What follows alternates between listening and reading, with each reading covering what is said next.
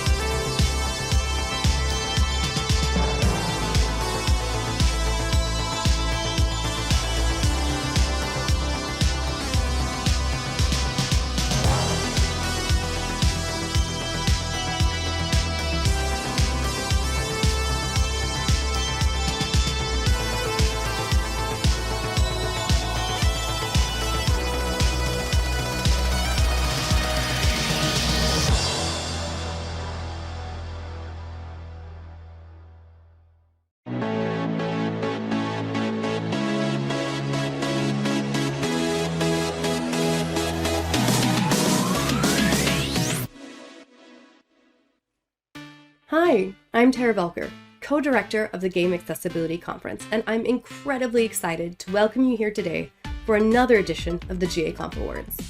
Now, before we get started, I have a little bit of information to share. In addition to the subtitles offered on this live stream, we also have 3 additional live streams to help make an accessible experience for you. Our other live streams include American Sign Language, British Sign Language, and English audio descriptions. If any of those would provide a better experience for you, please head over to the IGDA Game Accessibility SIG's YouTube channel to be able to watch them and learn more.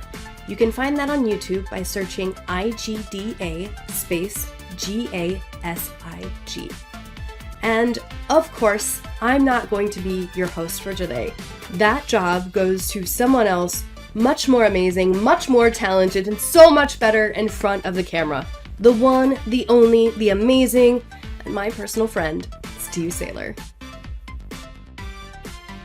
Thanks, Tara. Hi, I'm Steve Saylor. I'm an accessibility consultant as well as content creator. I'm sitting in my office amongst a bunch of gaming paraphernalia sitting on different shelves around me. I am a white male with blonde hair, big like black rimmed glasses, wearing a blue suit jacket and black shirt underneath. That's for, if you don't know, that's for blind folks who who are watching this and may not know what's actually going on screen. So if you're watching this on IGN, that's why. We're going to do those. If you never knew what those descriptions were, that's what they're for. Anyway, hi, welcome, and I'm going to be your host for the Game Accessibility Conference Awards for 2025. 2025 was a packed year with all kinds of wins to celebrate, and that's exactly what we're here for today. And not just for the people who work on accessibility that take home the trophies, but all of the finalists are people at absolutely the top of their industry doing incredible work and changing gaming for the better. But before we get into the show, let's talk, you know, just one-on-one, okay? Oh, hold on a sec. All right, so for those who don't know, I just switched over to a different camera angle. Don't worry, audio described narrators, I'm only going to do this transition once. So 2025 was an amazing and also heartbreaking year for accessibility. Unfortunately, we've lost folks in the industry that were absolute titans in accessibility. We've also, unfortunately, lost faith in folks in the accessibility community that hopefully now that the dust is settled, that we'll be able to start to grow back that trust in 2026 and beyond. And accessibility has been amazing this past year. It may seem bleak with the political climate that is happening in the industry or just in the world in general, but accessibility work still goes on and still needs to go on. I want to encourage anyone who is watching this who may have either sort of thought that accessibility hasn't been talked about as much or hasn't been trending as much. That's not necessarily a bad thing. Accessibility work is still happening behind the scenes at a lot of studios. You're going to see a lot of nominations from studios today who have tried accessibility for the first time and have made award-nominated work, and they may win some awards tonight. So to say that accessibility has been slacking or been lacking, that's up to kind of anyone's sort of personal opinion. I mean, sure, not every game has been a release that has been fully accessible like we had hoped it would be 5-6 years later after we've had one of the biggest accessibility moments in the industry with The Last of Us Part 2.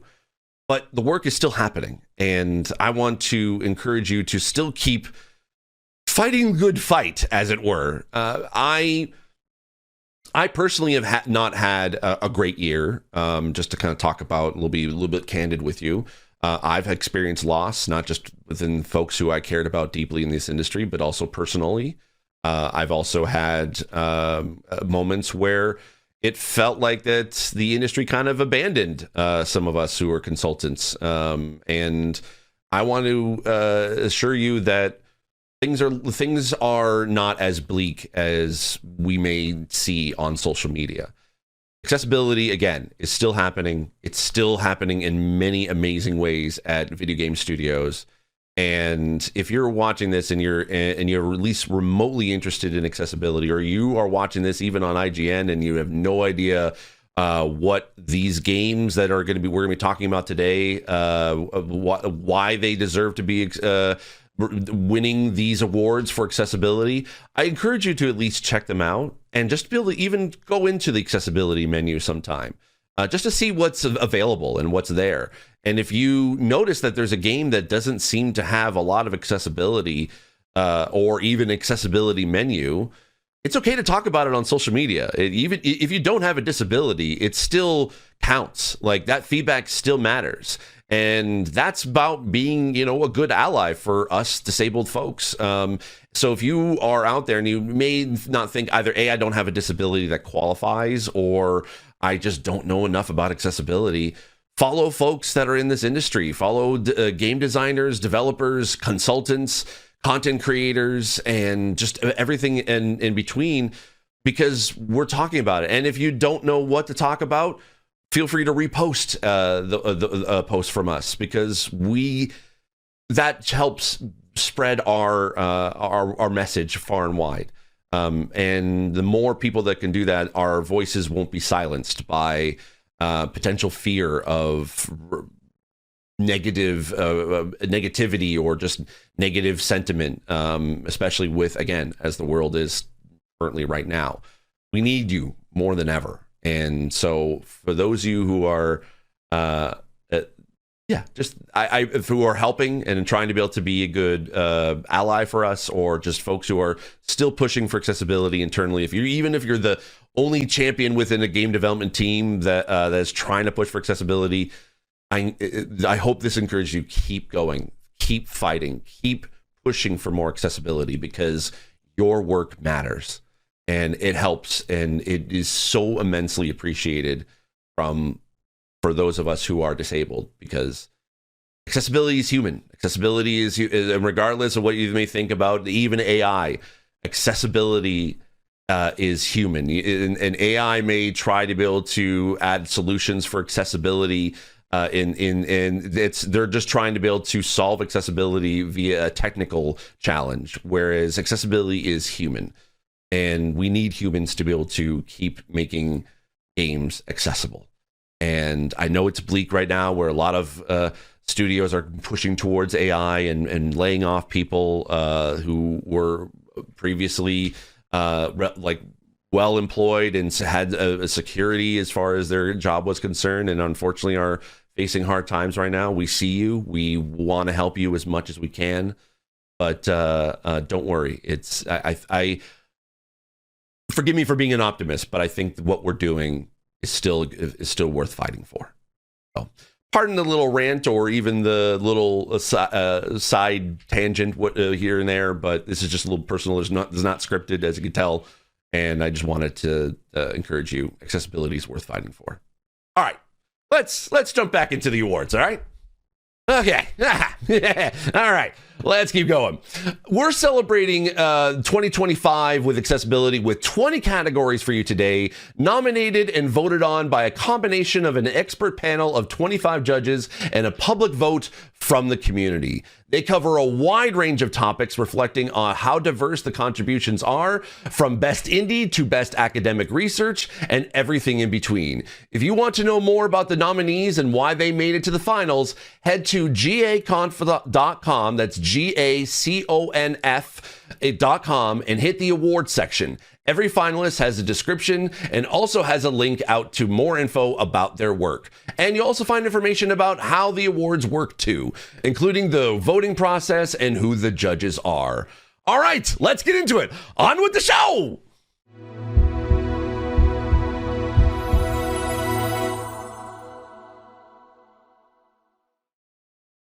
We're going to jump straight into AAA excellence, accessibility in games that have big budgets and big teams. To present our first winner of the night, it makes me very happy to introduce Cameron Akit, accessibility researcher at Sony Interactive Entertainment.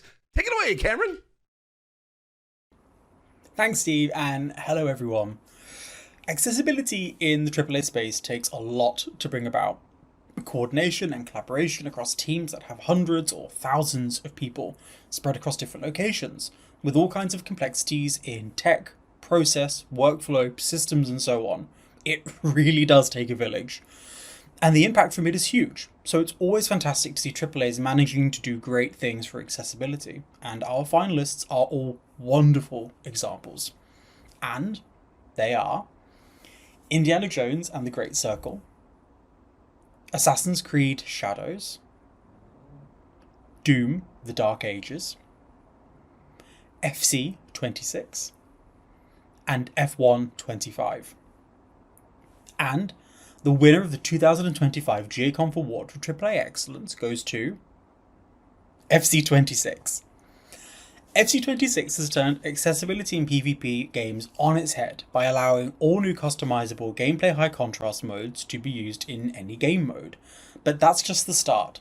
They also have a wide range of other incredible features, from customizable UI to menu narration, configurable player indicator size to 1 and 2 button modes. A wide range of super customizable assists include things from dribbling to goalkeeper behavior too. They even showcased accessibility functionality directly in the game's main reveal trailer. And on top of this, the game has a yearly release cycle, so to achieve all of this is such an incredible achievement in the timescale. So a huge congratulations to every one of the people who managed to make this a reality. It is very well deserved and well done. Congrats to FC26. I love it. I love seeing this game in the winning in this category. There's something else that I think is worth highlighting too. The lead studios on those games were Machine Games, Ubisoft Quebec, id Software, EA Vancouver, and Codemasters. I think that's the first time that any of those studios have been finalists at the GAconf Awards, which I think says something pretty great about the trajectory that the industry is on. So huge congrats again to all of the many, many people involved in all of those games. And of course to the FC team, from the high contrast in PvP to accessibility in the reveal trailer. More of that, please. Yes, yes, yes. I hope your work goes on to influence many, many others.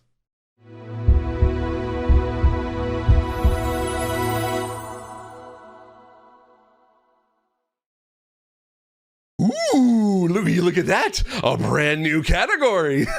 We're at the point now that we have just so many great efforts that it was getting really hard to narrow down finalists for these broad categories. There's just so much great work that deserves recognition. So we separated out AA now to recognize accessibility in games with medium budgets and team sizes around 15 to about 50 people, maybe with the support from a big publisher. To announce this award, I'd like to welcome back one of last year's winners, Remy Bouton of Ubisoft, and more specifically, the fabulous Prince of Persia: The Lost Crown. Take it away, Remy! Thank you, Steve, and thank you for having me. AA accessibility is an interesting middle ground, especially if you are a small team in a big company. You have the support of central resources and are able to take on some ambitious goals. You are small enough that you have good communication and everyone can take ownership, but you still have very strict limits on time, scope, and budget. It's an environment of intense pressures, but it can lead to great things, as the finalists are all proof of. The finalists are Abiotic Factor, Atomfall, The Rogue Prince of Persia, and South of Midnight. And the winner is Atomfall. Atomfall achieved a great deal. They designed accessibility in by default with their hints and lead flagging systems, segmented world, colorblind accessible interface, and so on. They offer a lot of flexibility for different needs too, from configurable subtitle presentation to a range of assists, high contrast mode to an interface that can be scalable to a very large size, and even audio-based first-person shooting. They continued after the launch too, including a wide range of phobia settings that replace Swarm of Animals with Swarm of Cornish Pasties, a traditional British snack. So if you ever wanted to be chased by hordes of baked goods, this is a game for you. Altogether, it's a great achievement. Congratulations. Always fun to see humor and accessibility. Reminds me of the setting in Another Crab's Treasure where you give the crab a gun. I still love that. Games don't have to be serious all the time, and nor does accessibility. Congrats to everyone at Rebellion and the consultants they worked with too. I do want to point out something though. I think the one glaring accessibility mistake is who the heck is calling that red phone booth? I need to know. I need to know now. Okay, let me calm down. Let's jump into our next category.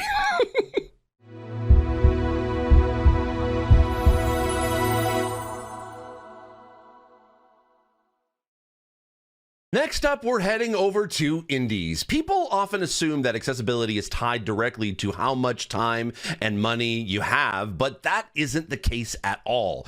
For as long as game accessibility has been around, indies have been at the forefront each and every time. To announce this award, I'd like to welcome a wonderful advocate and consultant and friend, Elizabeth Silverson, aka Aravia. Take it away, friend. Thank you so much, Steve, and thanks for having me back this year. The Indie Excellent category is for games made by small teams with small budgets. Working as an indie developer means making the most out of the agility, freedom, and direct relationship you have with your players.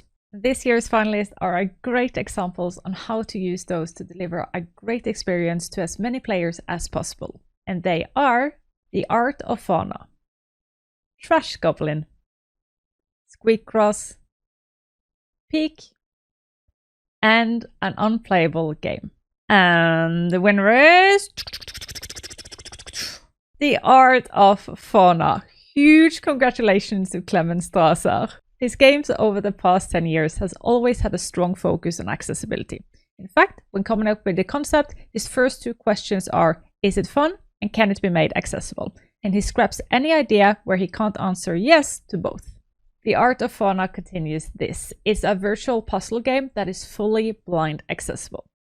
It is also compatible with accessibility switches, has options for simplified languages, fonts, color schemes, and choices between matching images or text, and also a set of content filters for types of animals that might trigger phobias. You deserve the recognition, Clemens. Well done. And by a solo developer too. It's a great example of what even the smallest indies can do. You can't get any smaller by a single dev. And a lesson for everyone too. Think about accessibility from the very start, and I think this is the first time we've had a mobile game win in this category too. You love to see it. Ha ha!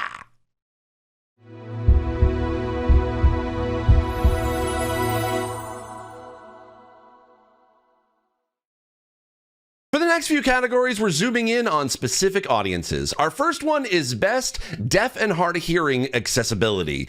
To announce the winner, we're welcoming back our good friend, Morgan Baker, Accessibility Development Director at EA. Take it away, Morgan. Hello, and thanks, Steve. It's great to be back. In the past, we've seen more and more studios pushing beyond basics to ensure deaf and hard of hearing players have equitable experiences, often resulting in better experiences for everyone. The 5 finalists are Assassin's Creed Shadows, Indiana Jones and the Great Circle, Ghost of Yotai, Doom the Dark Ages, and Abiotic Factor. And this year's award for Best Deaf and Hard of Hearing Accessibility goes to Assassin's Creed Shadows. Congratulations! This category had a really strong showing this year, with all the finalists prioritizing deaf and hard of hearing accessibility. Shadows' work ranged from detailed volume sliders to focus mix that prioritizes important gameplay sounds, as well as threat visualization, visual and haptic combat cues, and full conversation logs. And, of course, we have subtitles for speech, captions for sounds, which Ubisoft actually thrives in doing this, but they upped it this year in Shadows, where we saw highly configurable presentation, including like spacing and colors, as well as separate toggle for non-verbal dialogue sounds, extra indicators to communicate emotion and tone, and that's something we very rarely see in games today. So great work to everyone in Quebec and Kiev and anyone else who contributed to this wonderful win. Congratulations to you all. Well said. It's a great example of how to keep pushing the bar and actually a good illustration of how designing for hearing loss benefits other audiences too. Ha! Congrats, AC! Love it!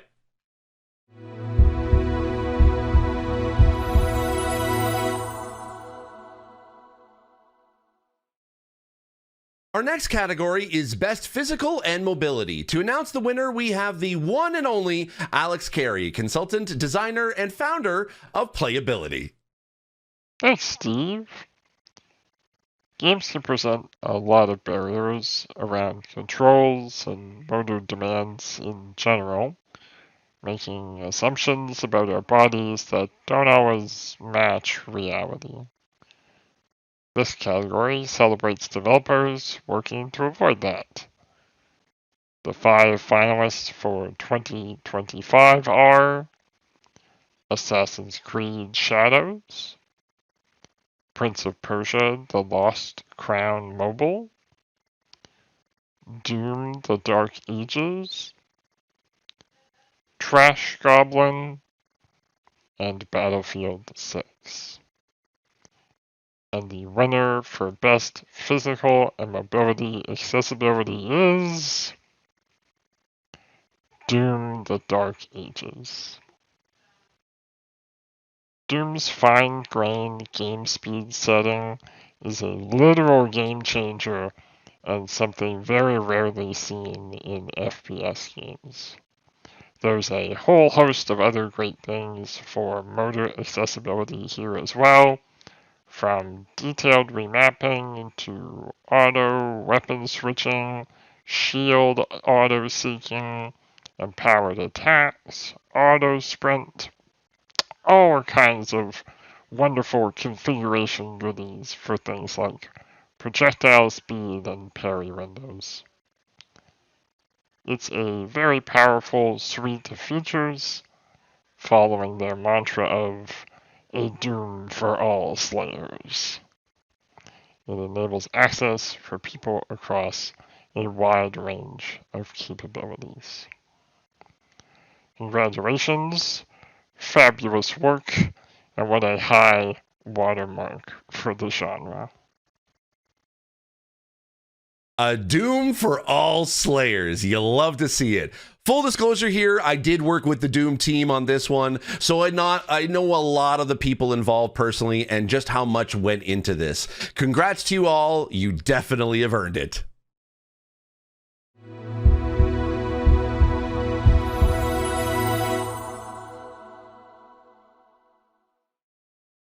The next category is Best Blind and Low Vision Accessibility. Something I'm personally,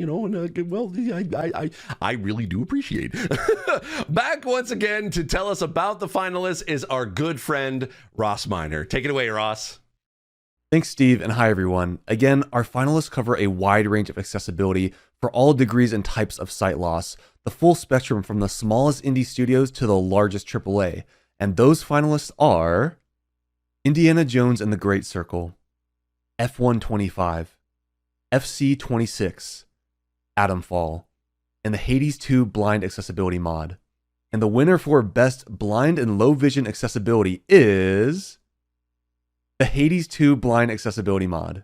It's truly an impressive undertaking, adding things like screen reader support, adapting menus to provide more context for screen reader users, tweaking minigame timing for narration, and adding gameplay assists for navigation within environments, flashbacks, and shops. The project was started by a solo dev named Irumi. He wasn't able to finish it, so an individual by the name of Tomas Torek, a blind consultant who you all may know as Liren111, stepped in to continue the development himself.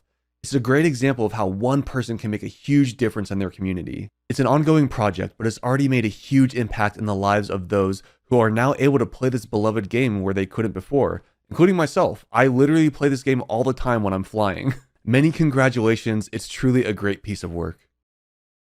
It's a clear message to the industry too. Mods like this exist to fill a gap and meet a need. Instead of the community resorting to mods, you yourself, if you're a developer, can fill that gap yourself instead and make your games accessible by default. And there are people like Irumi and Liren out there showing you how to do it, who you should be learning from and hiring to make it happen.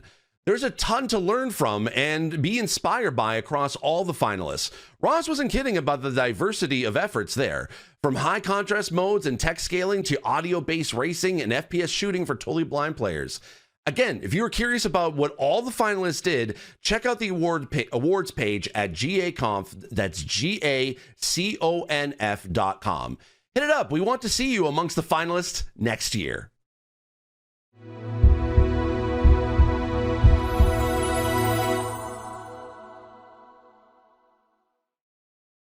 Next up, we have Best Cognitive Accessibility. Our presenter for this is the fabulous Shell Little.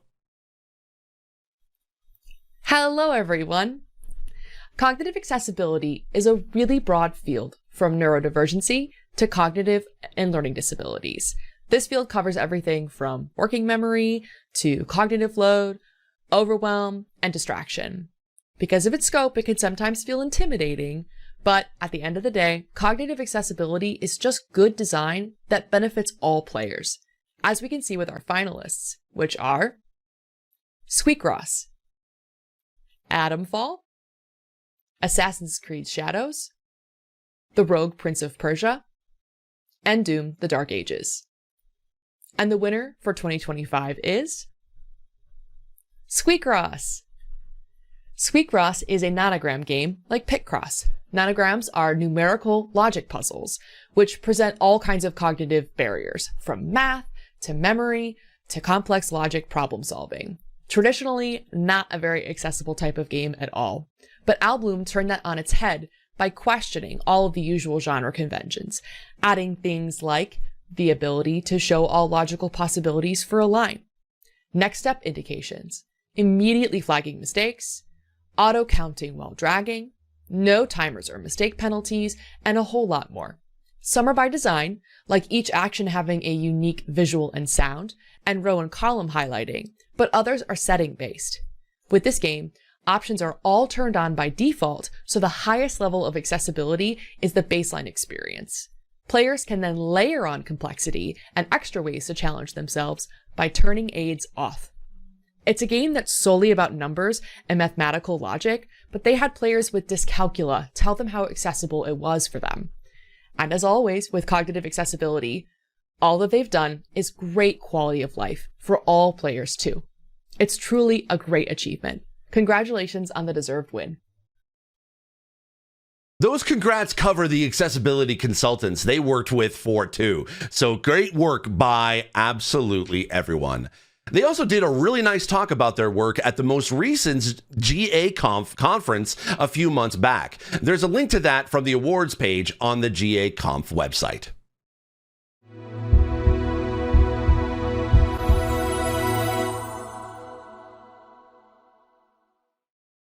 The next category is for Best Mental Health Accessibility. For this, we're welcoming back a familiar face, Dr. Rachel Cowart. Hi, everyone, and thank you, Steve. 2025 has been another year of growth in the way that developers across the industry have been considering accessibility for trauma, phobias, and other mental health conditions. The finalists we are recognizing today are Abiotic Factor, Atomfall, Art of Fauna, Lost Records, Bloom and Rage, and Date Everything. And the winner for 2025 is Abiotic Factor. Abiotic Factor takes a range of phobias into account, including settings for emetophobia, which is the fear of vomiting, trypanophobia, the intense fear of needles and medical procedures, and arachnophobia. Spiders. It's always spiders. Abiotic Factor isn't the first game to consider mesophobia, but the implementation is unique, with a range of sliders for different classes of triggering sound, pairing that together with directly cutting sounds from the audio files where they occurred during dialogue. Both the solution and the process show great commitment, and it's wonderful to see something that was founded in such detailed research. You're speaking to me now. Congratulations and well-deserved. Absolutely stunning, great, amazing, and all the other adjectives in between. Great work. And they've had feedback from players with everything from tinnitus, migraines, and autism saying the settings help them too. As always, when designing for one, you solve for many. Congrats again to Kate and everyone else at Deep Field Games. And with that, our first set of awards is complete. So we're going to take a short break. See you in a few minutes. Introducing accessibility features. Whether you want your watch on your left or right hand, you can choose what suits you. And whether you play this game seated or standing up, we can accommodate for your needs. And we also have a variety of locomotion controls, so you can customize how you like to crouch, move, and turn. And if you find that some of these rooms are a bit busy or there's too much going on, you can turn on goal highlighting, helping you find and locate the objective. And sometimes, when the enemy attacks, it can be too fast or a little bit too much at once. But we allow you to slow down time, giving you the extra moments to dip, dodge, duck, and dive. And finally, for those with limited mobility, we've added the option to extend your reach. Unseen Diplomacy 2. It's out on early access now! There's a lot of innovation relative to game accessibility, but at the moment it can be hard to figure out if the game's accessibility features are compatible with my needs. There are currently a number of labeling and tagging systems in the marketplace. The Accessible Games Initiative seeks to simplify the use of tags for as many games as possible to help players understand what to expect. An incredible example of what happens when companies come together for the greater good. For more than 10 years, Play Research has supported game developers to build accessible and approachable experiences. Hundreds of games reaching billions of players, and we're ready to do even more. To make games accessible, helping teams deliberately design their games to include their disabled players. To learn more about any of these services, please reach out to accessibility@playresearch.com.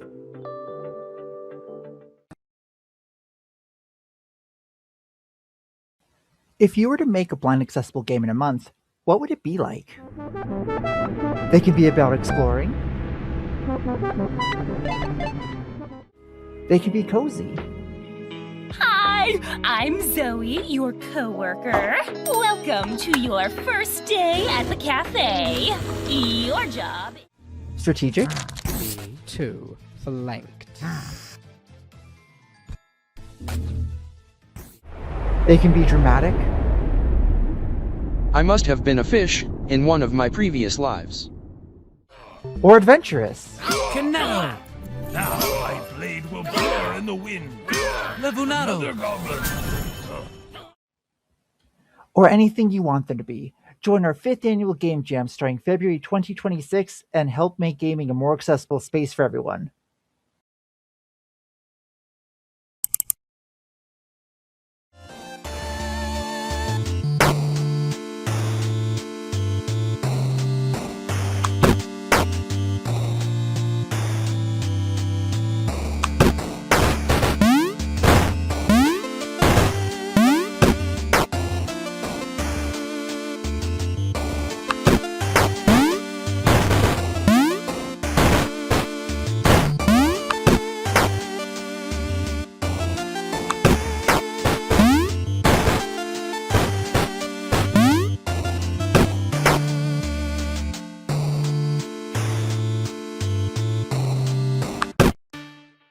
Hello and welcome back. I hope you were able to hydrate during the break. This is water, not an adult beverage. Okay. Before we carry on with the next set of awards, excuse me, a quick reminder for anyone just joining us that we have captions, audio description, and both BSL and ASL available. I can't wait to see how that gets translated into audio description and ASL. Info on that is in the description below.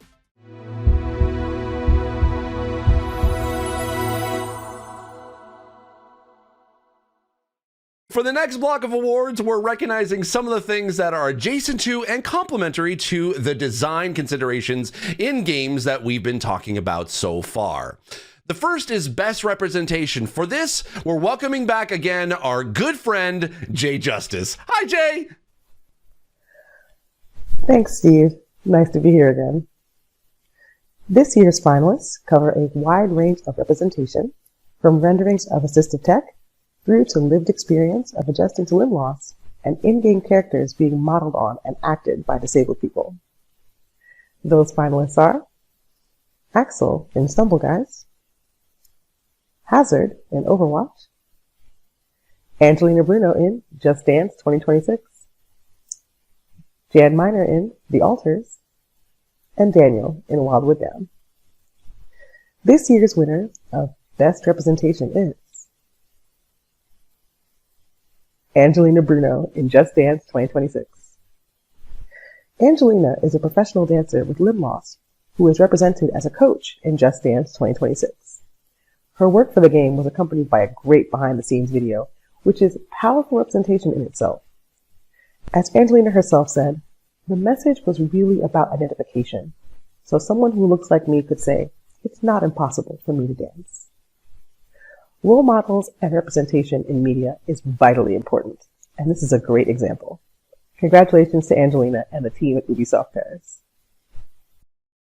It's not the first example of disability representation in the Just Dance series, and long may it continue. Congrats again.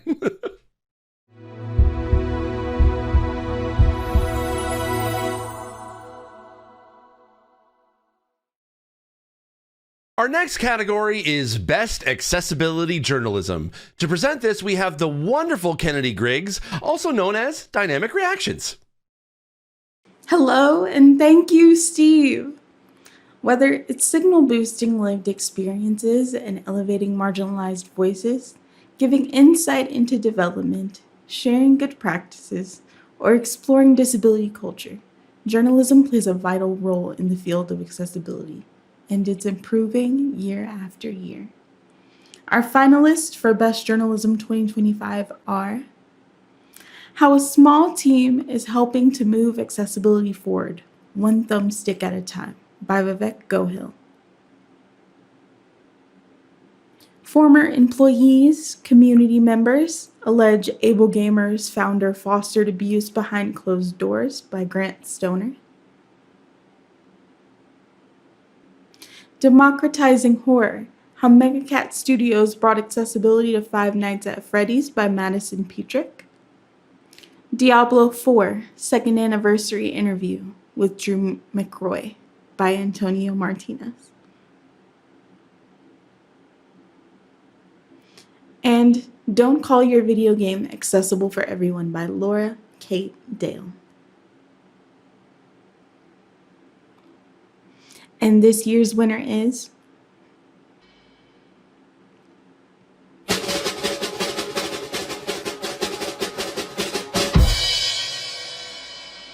Antonio Martinez.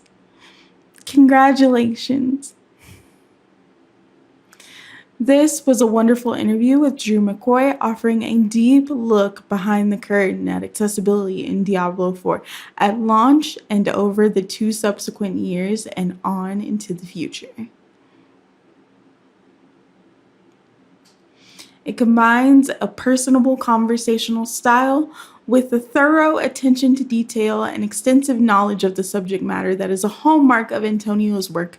Combined with Drew's openness, it leads to a fantastic piece of work stacked full of valuable insights for both players and developers alike. It's a great read and a great resource. Congratulations to Antonio and, of course, to Drew as well. Back to you, Steve. Heck yeah! Yes! This is Antonio's first time winning this category, and well deserved. But it was a great year for journalism, so please do go and read all the finalist articles. They're all wonderful and all greatly benefit the community in their own ways. As always, you can find all the links in the awards section on GAconf.com. That's GAconf.com. Please support independent media outlets in the gaming space. We need them now more than ever, especially those who talk about accessibility at those outlets. There you go.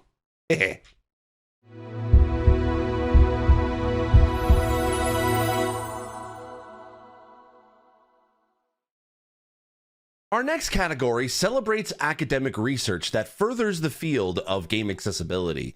The nominating and judging for this category works a bit differently because of journal paywalls. So again, if you'd like to know more about that or anything else about how the awards work, there's info at GAconf.com. That's GAconf.com at the bottom of the awards page. To present this award, I'm very happy to introduce Dr. Catherine Girling, Professor of HCI and Accessibility at Karlsruhe Institute of Technology. Apologize if I got any of that pronunciation wrong. I'm sorry. Blind moment. Thank you, Steve. It's wonderful to be here for another year of celebrating academic research on game accessibility.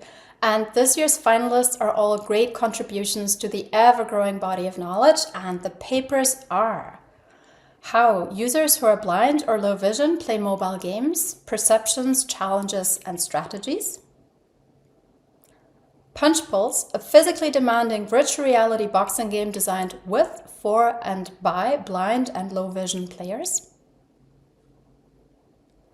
Designing and evaluating a VR boxing experience with blind people. Inclusive avatar guidelines for people with disabilities, supporting disability representation in social virtual reality. And last but not least, VR Captions, designing captions for deaf and hard of hearing users in multiplayer communication in VR. And now, the winner of this year's award for Best Academic Research is how users who are blind or low vision play mobile games. And this is a really lovely paper with an uncommon level of insight into the lives and the social and cultural factors of blind or low vision mobile gamers in China. And it's unfortunately still rare to see research cover non-Western settings, and both the mobile and the Chinese market are hugely important, but underaddressed in accessibility research and also in accessibility practice. What the jury found especially noteworthy about the paper is that the research is underpinned by solid methodology, so it's really well executed, and that the study has an impressive sample size for this kind of work. So excellent research, highly relevant. Many congratulations to Jie Ran and everyone else who contributed to this paper. It's always great to see academic research that so squarely hits exactly what the industry needs. The other papers are all great too, from inclusive avatar design to VR captioning, lots there to dig into. There are links to all of them on the awards page of GAconf.com. Say it with me, GAconf.com. Congrats again.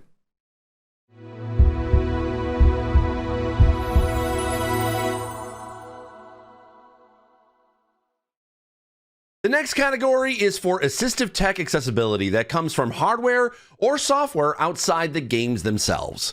To present the winner, we have someone who knows all about that, Tyler Fenty from Makers Making Change. Take it away, Tyler.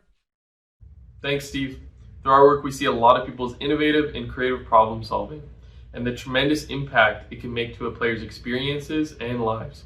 The finalists all did a fantastic job of that, and they are the Xbox Adaptive Joystick, the Steam Deck Accessibility Update, the PlayStation 5 Audio Focus, the Nintendo Switch 2, and the BioWave Proteus Builder. And the winner is the BioWave Proteus Builder.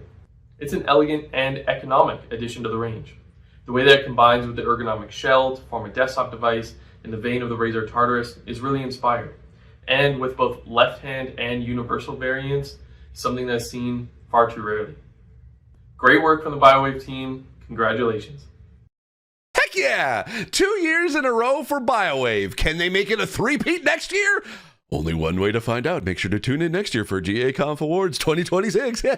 Either way, congrats again to Brandon and the rest of the team on the win.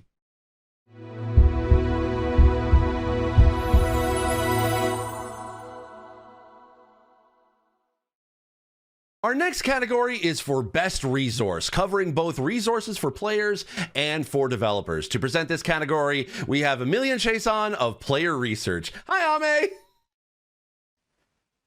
Thanks, Steve. Sharing information and knowledge plays a vital part in pushing accessibility forward. All of our finalists are an embodiment of how open and collaborative the field of accessibility is. So without further ado, here are the finalists for Best Resource of 2025. Able to Play, the Accessible Games Initiative, Chroma, Unity 6.3's upgraded screen reader functionality, and accessibility support in Godot 4.5. It's a stellar set of finalists, but we do only have one winner, and that winner is, drumroll, the Accessible Games Initiative.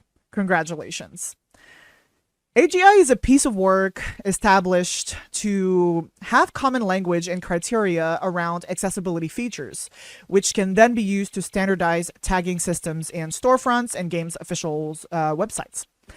It's a very thorough piece of work backed by a large amount of research with players, but what really makes it unique is the partnership and collaboration behind it, with a range of professionals and companies from Xbox and Nintendo, from EA to Ubisoft, all working together with the ESA. There are 9 member companies who are working on this project and developing it further and getting it rolled out to as many stores and official game websites as possible.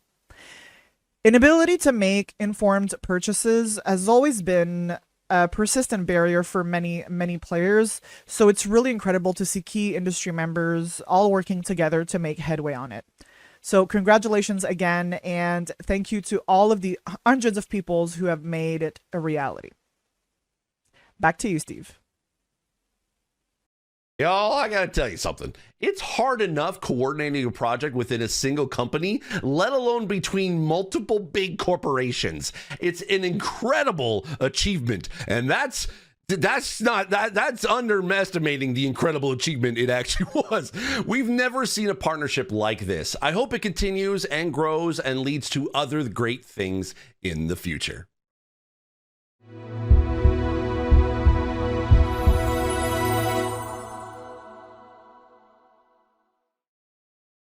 The next category is for Best Comms and Marketing. And to present this award, we're welcoming back Vanessa Brassfield, also known as Pleasantly Twisted. Would you believe we've known each other for several years and we only got to meet for the first time at the Game Awards this past month? Small world, but finally, hi PT.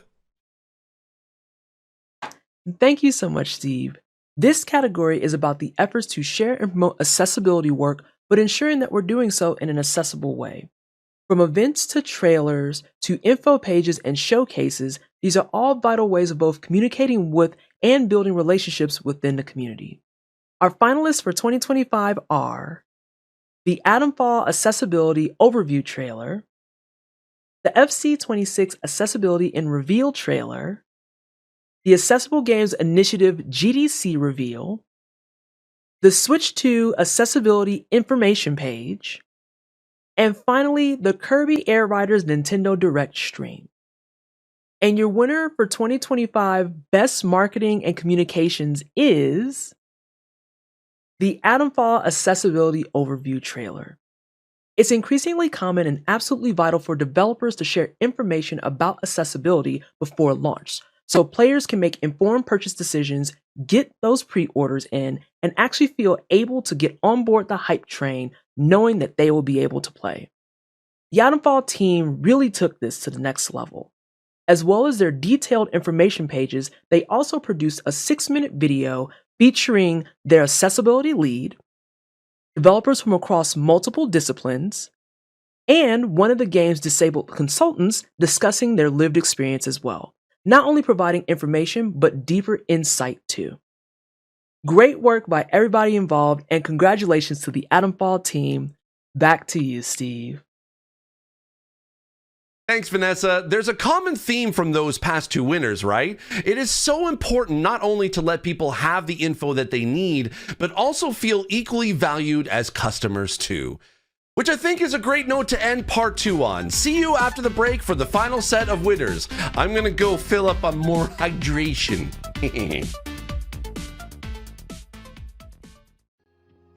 Hi, I'm Tyler Fenty, Accessible Gaming Lead with Makers Making Change, a program of the Neil Squire Society.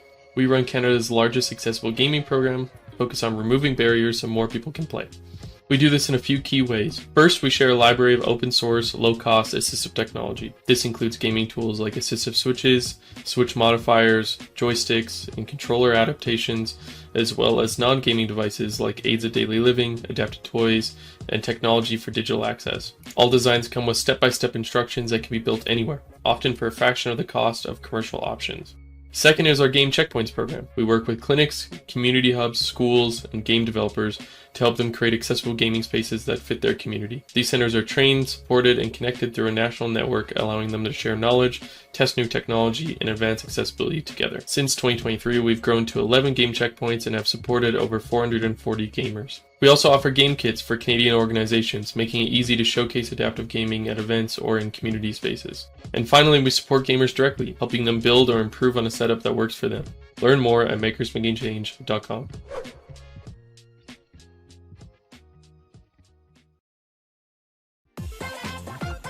Bits and Bops is a collection of original rhythm minigames. Filled with catchy music, snappy gameplay, and gorgeous hand-drawn animation, Bits and Bops is sure to brighten your day. Bits and Bops is designed to be completely playable without sighted assistance. The game supports text-to-speech narration, with additional narration available to describe visual elements, helping to provide context to each minigame. An instruction manual sits slightly askew on a wooden table. The camera zooms in to make the top two boxes fill the frame. The blocks move smoothly from box 1 to box 2.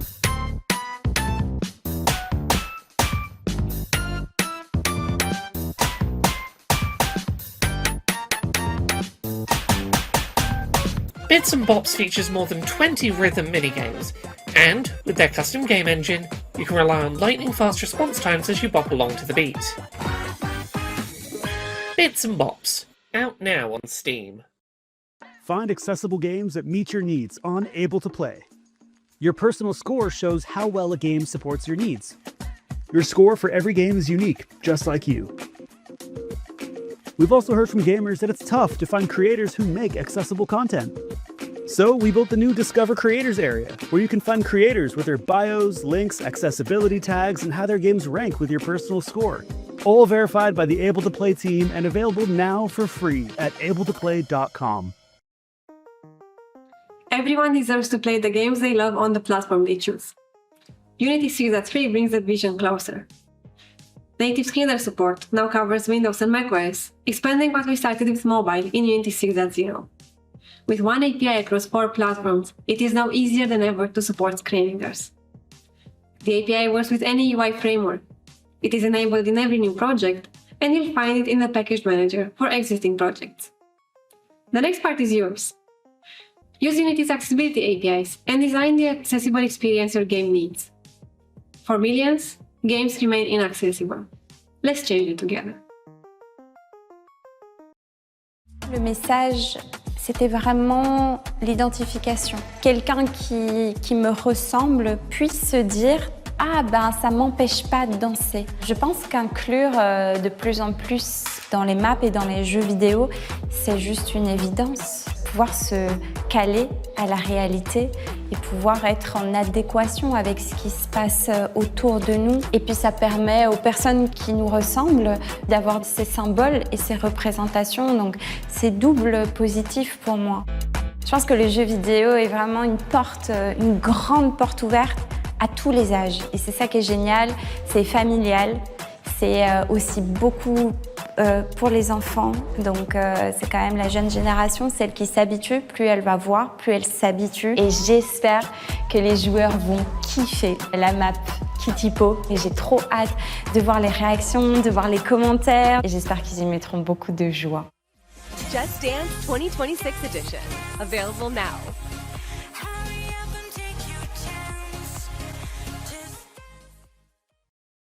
And welcome back. And with that, it is time for our final set of awards. These are unique categories to celebrating some special work, special companies, and also special people.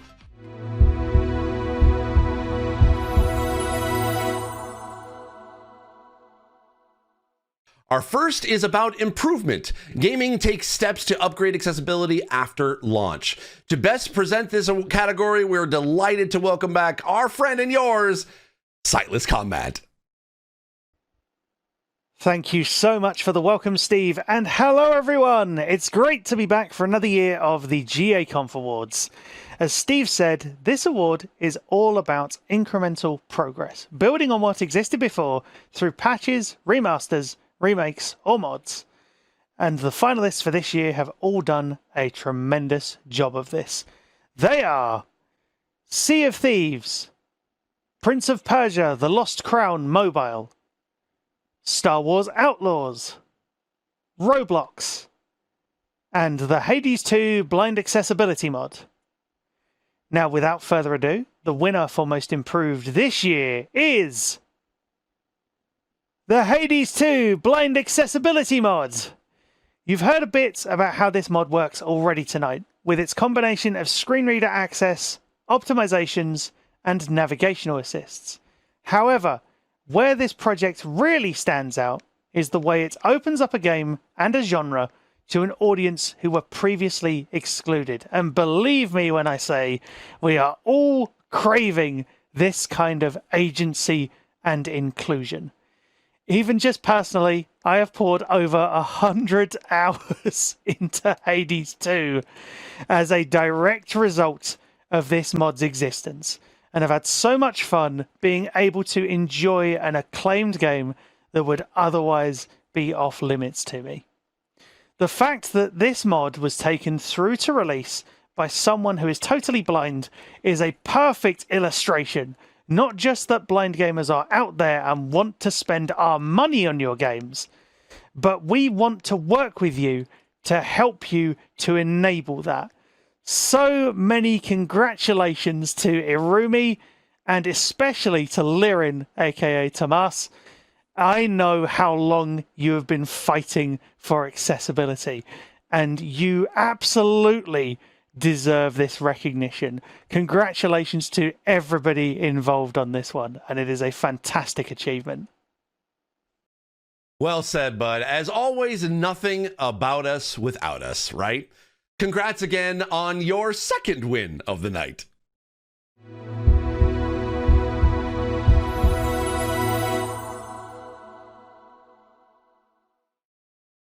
Our next award is for Greatest Accessibility Innovation, which is a celebration of new steps forward for the industry. To announce this category, we have Lisha Pren of Netflix Finland. Take it away, Lisha. Hi everyone, thanks so much, Steve. 2025 saw a huge range of innovations, many of which you've already heard about today. And it was super difficult for the jury to whittle it down to the finalists, but those finalists are the Iris Epilepsy Testing Plugin, FC26's high contrast settings, Atom Falls text scaling, the Accessible Games Initiative, and Assassin's Creed Shadows emotion subtitles. And the winner of 2025's Greatest Accessibility Innovation is, dramatic pause, drum roll, FC26! The high contrast settings are noteworthy in themselves, letting you configure custom overlays for players and ball, turn off pitch shadows, and desaturate the background. But what really makes this stand out is the ability to use them in all game modes. That makes FC26 the first AAA competitive game to allow this kind of functionality for player versus player. And FC26 is one of the most popular games on the planet, with a staggering amount of people playing it every day, and high visibility among not just players but also developers. So this is one of those innovations that has the opportunity to drive really broad change in our industry. Congratulations to everyone who helped blaze the trail for our industry. It is much deserved. Absolutely. So to all you devs who work in PvP out there, you now have FC26 did it, so we should do as ammo. And as we heard before, this was all done within the game's 1-year dev cycle. If you don't know game development, that's some pretty big, just underrated things right there. So just saying, that's difficult to accomplish, which makes it all the more impressive. Fabulous work.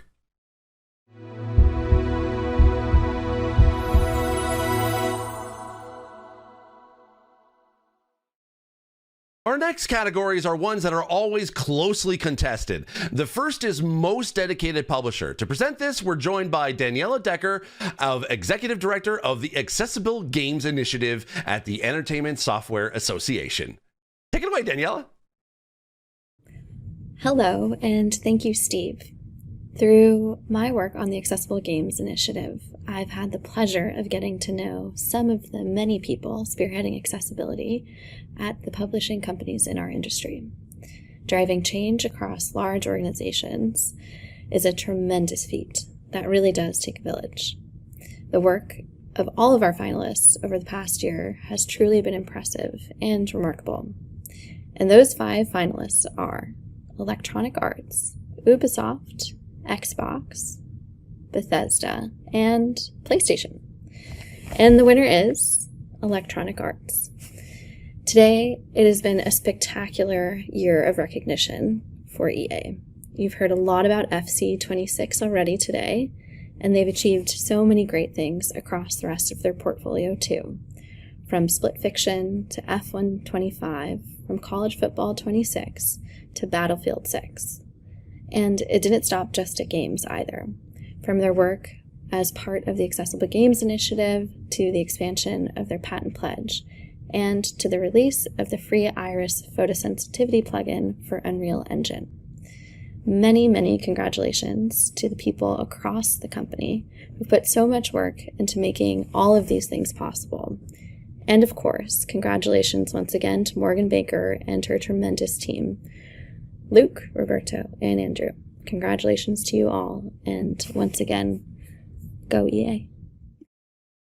Ubisoft had a great couple of years at the top of this category, but I know David over at Ubi will be feeling very pleased for EA right now. With 11 nominations across 7 categories, 2025 really was EA's year. It's wonderful to see. Congrats again.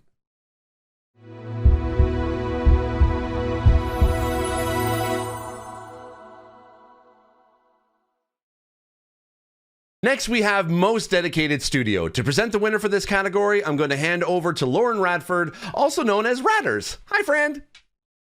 Thank you, Steve, and thank you to the GAconf Awards for having me host the Most Dedicated Studio Award. This is such an honor for me, not just as an accessibility consultant, but as a disabled gaming content creator, because to me, one of the coolest things a studio can do is show a commitment to accessibility. And there are now so many studios full of talented, passionate people doing fantastic accessibility work, and they are all thoroughly deserving of recognition. The finalists for this year's Most Dedicated Studio Award are AgroCrab, id Software, Rare, Massive Entertainment, and Clemens Strasser. And the winner is...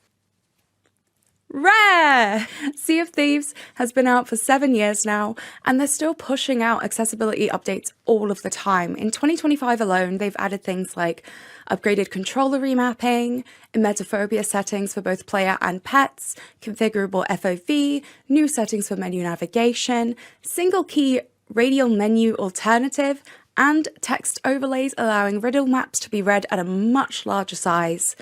This award is for dedication, and their dedication is something that the whole industry should take inspiration from. Many congratulations to everybody on the team at Rare. You know, I'm honestly actually shocked that it has taken until now for Rare to win Most Dedicated Studio. Their unwavering commitment to accessibility is almost a meme at this point. Congratulations, very well deserved.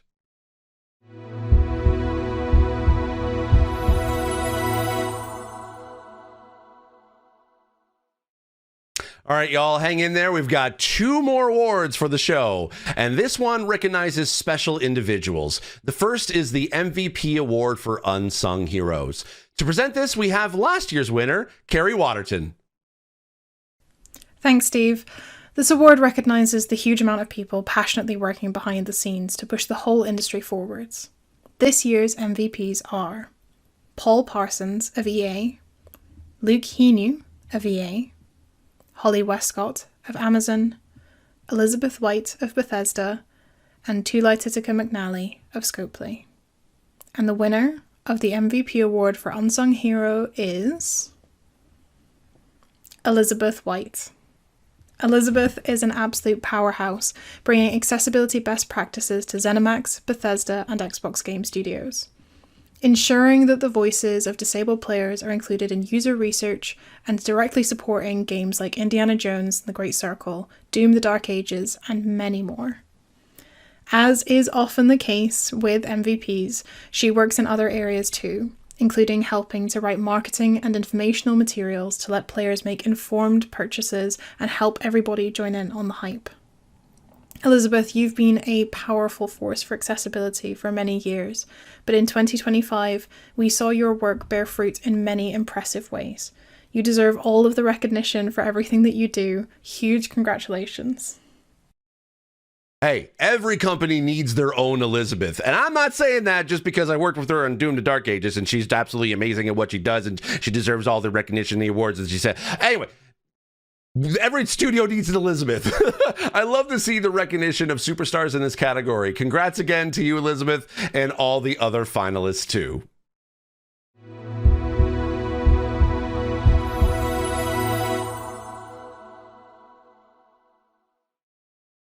And now it's time for today's final award, the Advocacy Award, recognizing a person who has been using their voice to drive change across the industry.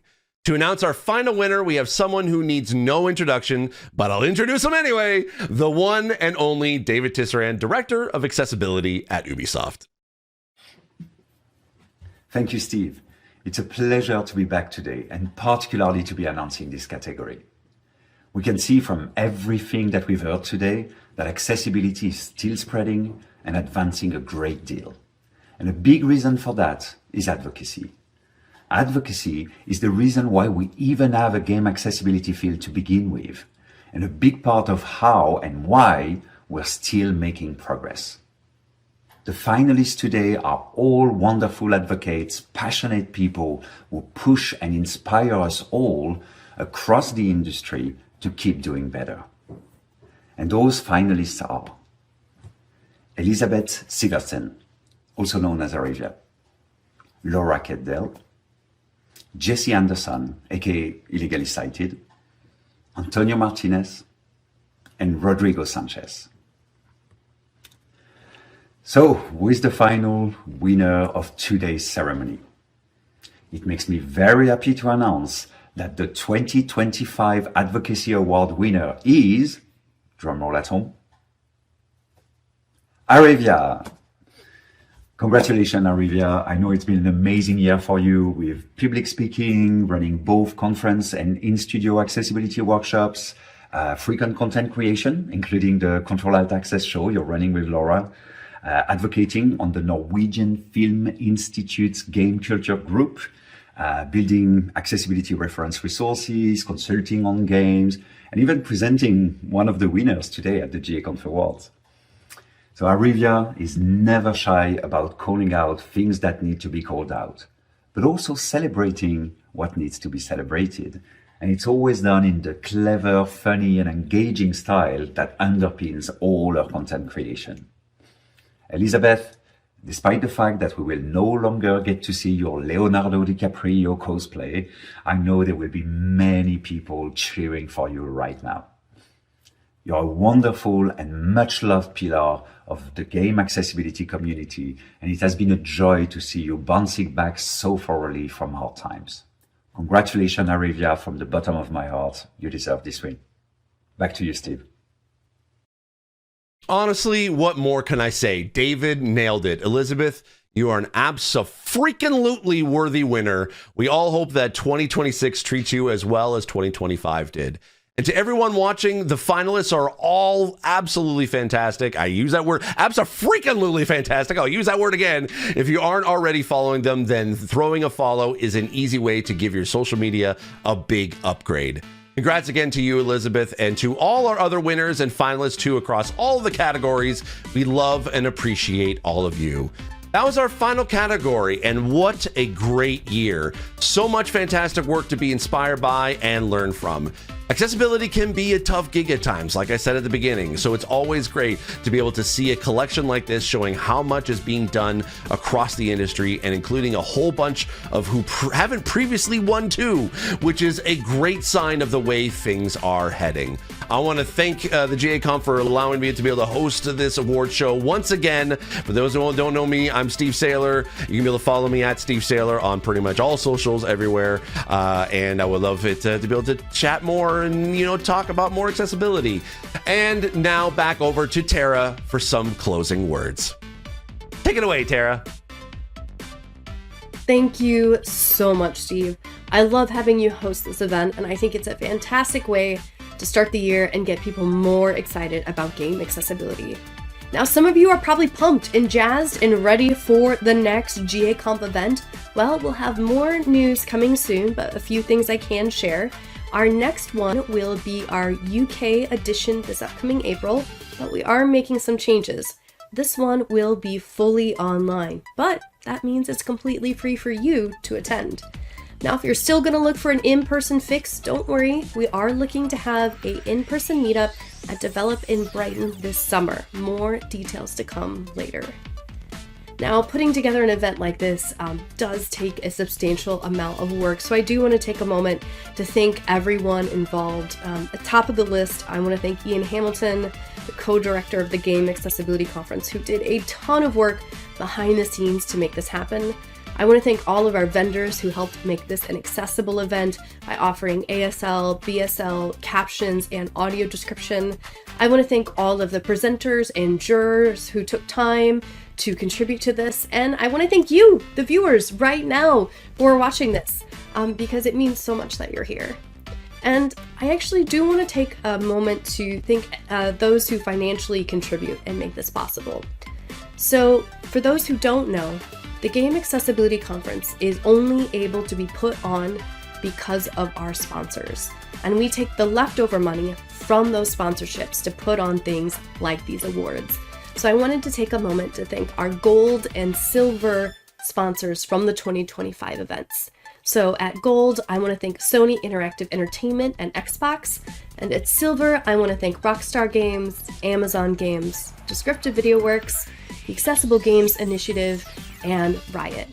Without help from companies like these and our additional bronze sponsors, we wouldn't have the budget to do something like this, and it means so much. Now, of course, there is the most important group of people to thank, all of our nominees and winners, because without their tireless work and dedication, we wouldn't be here. These people are the individuals pushing the industry forward to be more inclusive, more accessible, and more welcoming to disabled gamers. So with that, we're gonna roll the winner's wheel and we can enjoy their sweet, sweet victory one more time.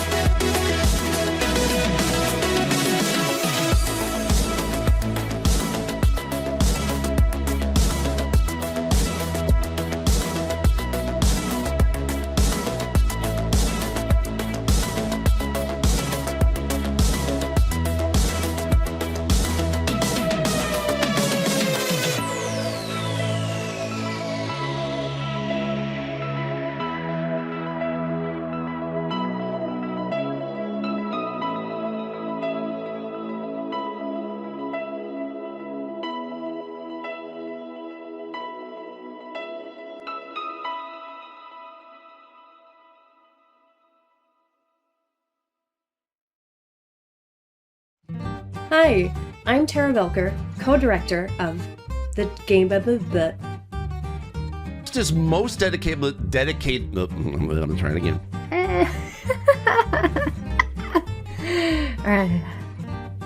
Those are numerical logic puzzles, which present all kinds of cognitive barriers from maths, Ian Hamilton, maths, not British, math.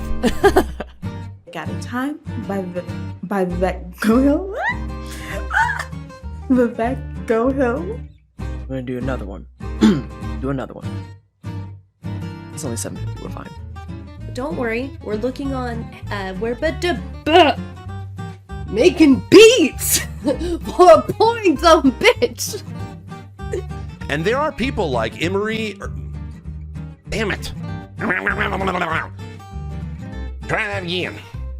Abiotic Factor takes a range of phobias into account, including settings for emetophobia, trypanophobia, and arachnophobia.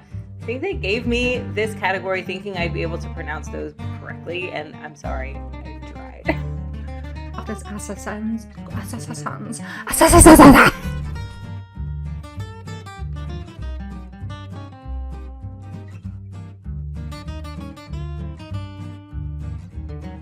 Ooh, look at that! A brand new category! That was a weird Scooby-Doo accent.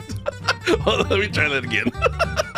For all players, including those who are deaf and hard of hearing. Wait, I just literally didn't do the script. I'm just making shit up. I don't even know what number this is. I've lost track. And I'm slowly losing the will to live.